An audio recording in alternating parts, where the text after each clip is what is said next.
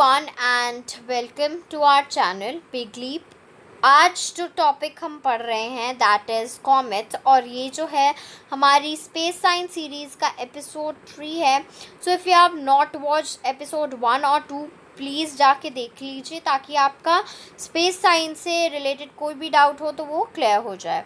सो आज का टॉपिक शुरू करते हैं, द कॉमेट्स। ठीक है, तो जो हमारा सोलर सिस्टम है, ठीक है, the planetary region in the solar system, हमारे सोलर सिस्टम का प्लानिटरी रीजन जो है वो ट्रिलियन कॉमेट्स, मतलब इतने ज़्यादा comets, they are like trillions. अगर आप ज़ीरो गिनते गिनते थक जाएंगे, इतने लगते हैं ज़ीरो इस नंबर के पीछे। इतने कॉमेट्स हैं हमारे सोलर सिस्टम में। प्लैनेट्स की ही तरह कॉमेट्स जो हैं वो भी सन को ऑर्बिट करते हैं। बस डिफरेंस क्या होता है कि जो प्लैनेट्स हैं दे आर फिक्स्ड, लाइक हमें पता है सन के पीछे टोटल 8 प्लैनेट्स अलग अलग हैं एंड दे आर ऑर्बिटिंग सन। ठीक है, ये चीज़ हमें पता है, तो इसीलिए लाइक वी नो कि है। बट कॉमेट्स में क्या होता है कि comets can come from remote corners, मतलब ये जैसे सन है तो अभी पिछले 4 साल से कोई नथिंग वाज विजिबल, अचानक से कोई चीज़ आके सन को सराउंड करने लगेगी, तो ये this is possible because comets जो होते हैं वो कहीं से भी रिमोट कॉर्नर से आ जाते हैं। ठीक है, सारे comets, all the comets together form a vast sphere known as Oort cloud. और जब सारे कॉमेट्स मिल के एक बड़ा सा स्फीयर बनाते हैं उसे हम क्या कहते हैं, OORT, ओर्ट क्लाउड। ठीक है, अब कॉमेट जो है वो लंप ऑफ डर्ट और स्नो से बना है। ठीक है, लंप ऑफ डर्ट और स्नो, देखो कि comet is like a Rocky surface. ठीक है, और क्योंकि मॉइस्चर जो है वो इस पे जम जाता है डर्ट पे, उनके पार्टिकल्स पे, तो ऐसे ही वो जुड़ते जाते हैं, ऐसे ही कॉमेट का फॉर्मेशन होता है। This lump is called nucleus. अब ये जो बड़ा सा ह्यूज सा जो लंप होता है बेसिकली उसे हम न्यूक्लियस कहते हैं, या फिर डर्टी स्नोबॉल भी हम उसे कह सकते हैं। Comet can be seen only when they travel very close to sun as they become larger and brighter. Because comets जो होते हैं वो रॉकी सरफेस होते हैं, so they don't have any kind of light.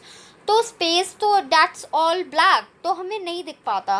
और ख़ास कर ये चीज़ें ज़्यादा बड़ी नहीं होती हैं, not like very large like planets, तो हमें दिख नहीं पाती हैं। तो इसीलिए हमें सिर्फ तभी दिखती हैं जब ये सन के पास आए। अब इसका रीज़न क्या है, जो कॉमेट है वो स्नो है, उसके ऊपर पूरा जमी हुई बर्फ़ है, तो when it gets closer to sun तो क्या होता है कि जो बर्फ़ है वो पिघलने लग जाती है और वेपराइज होती है, इसीलिए ये हमें ब्राइटली बहुत विजिबल होने लग जाता है।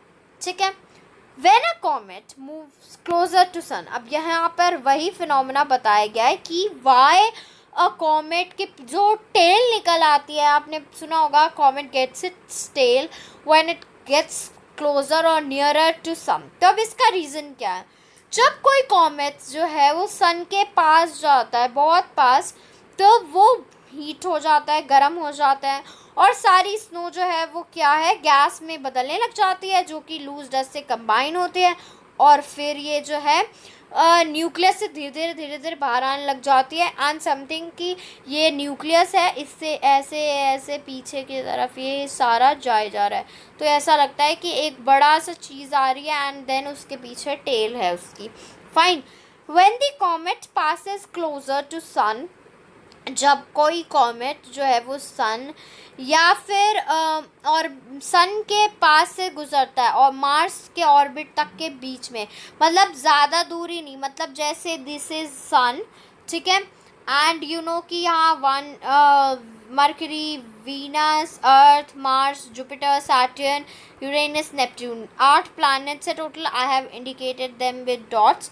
ठीक है, तो यहाँ पर जुपिटर आता है 5th नंबर पे। सो बेसिकली यहाँ तक अगर इतनी रेंज हो, मतलब मार्स से पहले पहले सन के बाद इतनी रेंज में अगर कोई कॉमेट जो है वो गुजरता है, देन व्हाट हैपन्स, जो उस मटेरियल है, जो कॉमेट पहले एक रॉकी सरफेस था, उसके 2-3 पार्ट्स बेसिकली बन जाते हैं। एक उसका हेड जिसे कि हम कोमा कहते हैं, और उसके 2 टेल्स निकल आते हैं, एक गैस की टेल और एक डस्ट की टेल। ठीक है, तो ये होता है कॉमेट के साथ। अब कॉमेट्स जो हैं क्योंकि ये कहीं से भी रिमोट कॉर्नर से आते हैं, तो साइंटिस्ट ने जो है वो 2300 से ज़्यादा कॉमेट अब तक आइडेंटिफाई कर लिए हैं, and they come and they गो। कुछ कॉमेट्स जो हैं वो हमें विजिबल होते रहते हैं, लाइक एक कॉमेट है MC0, ठीक है। ये कॉमेट हमें लास्ट कब दिखा था, 2007 में, एंड ये उसके बाद हमें अभी तक विजिबल नहीं हुआ है। तो if you want to know more about this you can just search it, MC0 ये कॉमेट का नाम है, ठीक है। तो कुछ कॉमेट्स क्योंकि उनकी ड्यूरेशन फिक्स होती है, 1 सेंचुरी में 4 से 5 बार हमें दिख जाते हैं। Now what's the structure of a comet? The comet का जो न्यूक्लियस होता है, मेन पार्ट जो है वो 1/3 रॉक डस्ट से बना है और 2/3 स्नो से बना है। 1/3 रॉक डस्ट एंड 2/3 स्नो।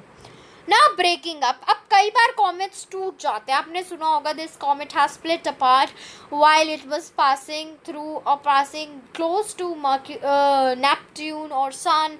तो ये क्यों होता है? Because of the gravitation force of huge bodies ये जो कॉमेट है वो टूट जाता है। Now let's see with a diagram. मान लीजिए कि ये this is a planet Jupiter, ठीक है। अब कोई कॉमेट है वो इसके चारों तरफ जा रहा है, ठीक है, द प्लैनेट्स गोइंग। तो ये कॉमेट के ऊपर जो है इस जुपिटर का डायरेक्ट ग्रेविटेशन फोर्स एक्ट कर रहा है इतने पार्ट पर। तो अगर ये फोर्स ज़्यादा हो जाता है तो ये कॉमेट स्प्लिट हो जाता है, इसका इतना पार्ट अलग हो जाता है एंड इतना पार्ट अलग हो जाता है, और इतना पार्ट जो है ये जुपिटर अपनी तरफ खींच लेता है because of the gravitation force, ठीक है। तो ये ज़्यादातर तभी होता है जब ये ह्यूज बॉडीज़ के आसपास से कॉमेट्स गुजरें। नाउ अब कॉमेट्स जो हैं वो basically what are these are like quick facts. अब मैं आपसे क्विक फैक्ट्स जल्दी जल्दी डिस्कस करने वाली हूँ कॉमेट्स के बारे में। तो कॉमेट्स जो हैं वो cold outer region of solar system के रेमिनेंट्स है, बचा खुचा हिस्सा है, remnants from cold outer regions of the solar system which have been formed about 4.5 billion years ago. 4.5 billion years ago पहले जो चीज़ें बन गई थी उसका ये बचा खुचा टूटा फूटा हिस्सा होते हैं कॉमेट्स, रिमेनिंग पार्ट्स होते हैं। कॉमेट्स का जो ऑर्बिट है वो इलिप्टिकल होता है, ठीक है। It brings them close to the sun, और इसी वजह से ये सन के पास भी आते हैं और बहुत दूर जाते हैं, बिकॉज इनका ऑर्बिट कुछ ऐसा होता है। तो यहाँ सन है, तो जब ये यहाँ पहुँच जाते हैं तो दे आर वेरी फार, तो इसी वजह से ये उनके बहुत ज़्यादा पास भी आ जाते हैं और बहुत ज़्यादा दूर भी चले जाते हैं। बाकी हमारे प्लैनेट्स का ऑर्बिट ऐसा है लेकिन इनका इलिप्टिकल है, ठीक है।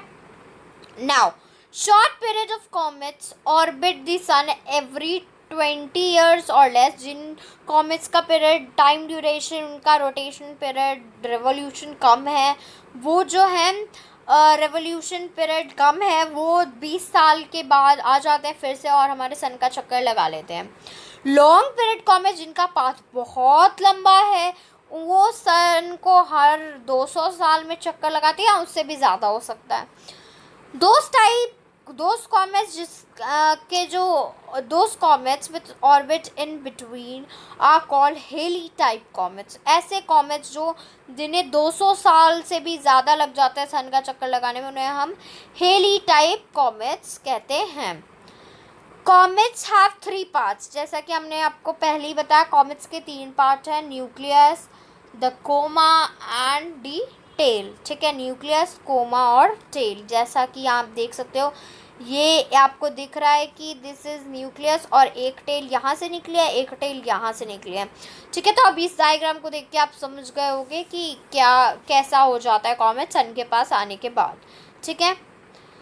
न्यूक्लियस जो है, अब कॉमेट का न्यूक्लियस जो है वो सॉलिड सेंटर होता है कंपोनेंट का, जो कि आइस, गैस या रॉकी डेब्रिस, कंकड़ों से, पत्थरों से बना होता है। फर्स्ट पार्ट था हमारा न्यूक्लियस, ठीक है। सेकंड पार्ट है हमारा कोमा। कोमा जो है ये गैस और डस्ट एटमॉस्फेयर जो होता है न्यूक्लियस के चारों तरफ, उसे हम कोमा कहते हैं। Now the third part, tails, जो कि दो होते हैं. The tails are formed when energy from the sun turns the coma so that it flows around the nucleus and forms a fanned out tail behind it, extending millions of miles through space. Millions of miles. जो tales हैं ये छोटी मोटी नहीं होती है, millions miles तक इतनी लंबी हो जाती है. तो क्या होता है कि जैसे ये रॉकी सरफेस है, ये मान लीजिए न्यूक्लियस है, ये कोमा है, और सन की हीट की वजह से ये पार्ट फ्लो के पीछे जाने लगता है और इसकी दो टेल बन जाती है. ठीक है.